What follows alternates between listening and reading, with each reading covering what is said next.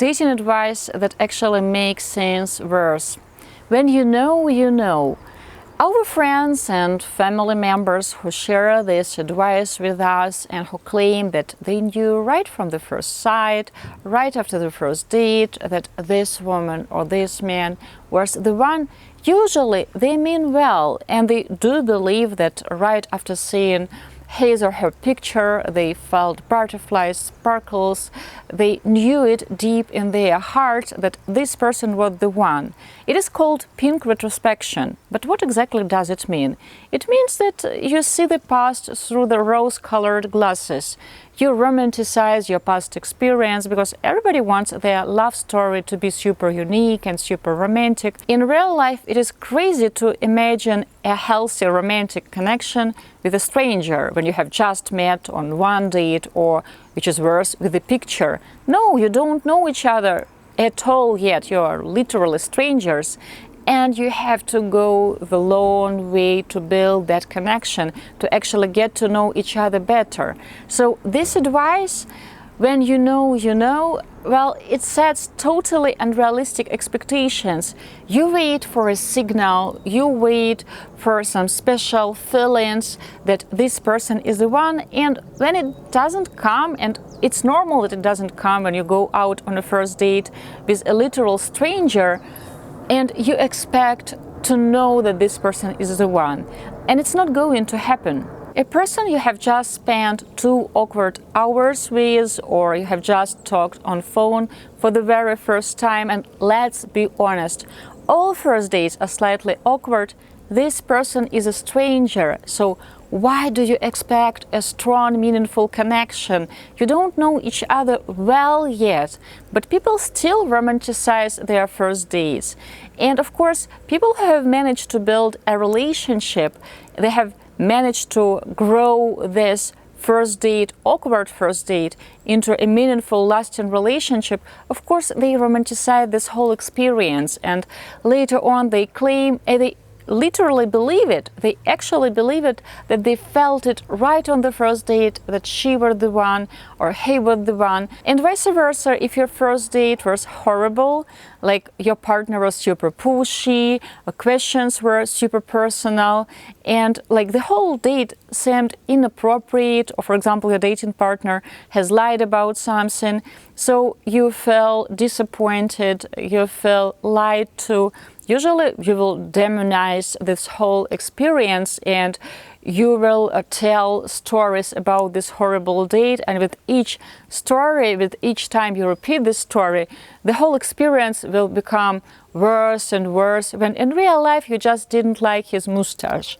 or for example he was not super flirty, but just because he has decided not to ask you out on a second date, or she said no to a second date, pretty often you try to protect your ego, and we all have quite fragile egos, so your memory will make all the colors even darker. As a professional matchmaker with over a decade of practical experience, I have received tons of feedback after the first dates. And the funny thing is, people who after the first date claim that, oh, I'm not sure, I actually preferred my previous introduction, I liked her better, and the previous introduction did not like him, for example. I believe that he is too short, or I'm not sure, I want to date someone who is in her 30s, I would prefer to date someone in her 20s. So they were not sure, and their feedback was that I'm not actually interested in going out on a second date, but sometimes when we saw potential, we have managed to reason our clients to actually give themselves a chance to get to know their date better, to truly open up and to get to know the other person better. And you know what? If people actually agree to go out on their second dates, being truly open-minded, not to try to prove their matchmaker wrong, by telling that, no, I didn't like her, by disliking her on purpose, because, well, he already told us that I didn't like her, she is not my type, but I will make you a favor. I don't need your favors, like, it's up to you to go out or not to go out. Anyway, if these people manage to change their attitude, quite often on second dates, they have discovered that there is actually some attraction. And we do share this in common and that in common. And the second date led to the third date, to the fourth date, to the fifth date. And if they have managed to build a relationship later on when they got engaged or at their wedding parties, people claim that I knew it from the start. The moment I saw Anna's picture, I knew she was the one. Or right at the first date, I felt it in my stomach.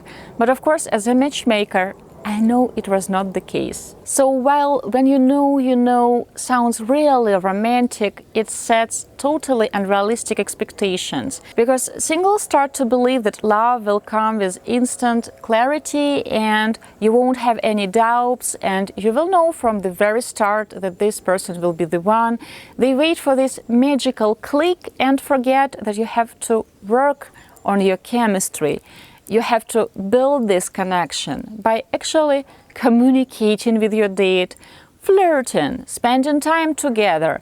You can't just wait for this super click and being passive, because in real life, strong, meaningful relationships are built through consistent mutual effort from both parties. You can't just expect that it will magically happen, because it won't. Also, quite often, singles confuse infatuation with knowing. When there is a strong physical attraction, they claim that they know she is the one, and they take compatibility out of the picture. She is hot, so she is the one. I know it deep in my heart. And what about long-term goals? What about values? What about mutual interest? Is she even interested? But they believe she is the one. They believe they know it deep in their hearts because, well, there is this strong physical attraction. They confuse these really quick butterflies that most likely will fade at the second or third date with a strong, meaningful connection. And also there are some people who indulge into this quick infatuation. They claim that they are in love only after 4 dates, and 1 month into dating they are already getting matching tattoos. And of course this is the road to failure, because strong, healthy relationships are built gradually. But very often people dismiss great candidates because, for example, after 2 dates or right on the first date, they don't feel in love, so they dismiss this candidate because they believe that chemistry didn't come quick enough. So I strongly recommend you not to fall for this mistake and not to think that when you know, you will know, your heart will give you a signal. Don't expect super strong chemistry on the first date. Keep in mind that relationships and healthy chemistry, it is built by both parties, but you will have to invest time and effort to grow such a relationship. Right now is the moment to press like, to subscribe to our channel if you want to get notifications about the upcoming videos, because I share a new video, big video, every Sunday with practical dating tips and advice, and also I share some reels here and there. My name is Svetlana Mucha. I'm the founder and the leading matchmaker and dating coach at Diolli.com boutique matchmaking service. If you want to get a complimentary consultation with a matchmaker, you can apply by pressing the link below this video. I wish you lots of love.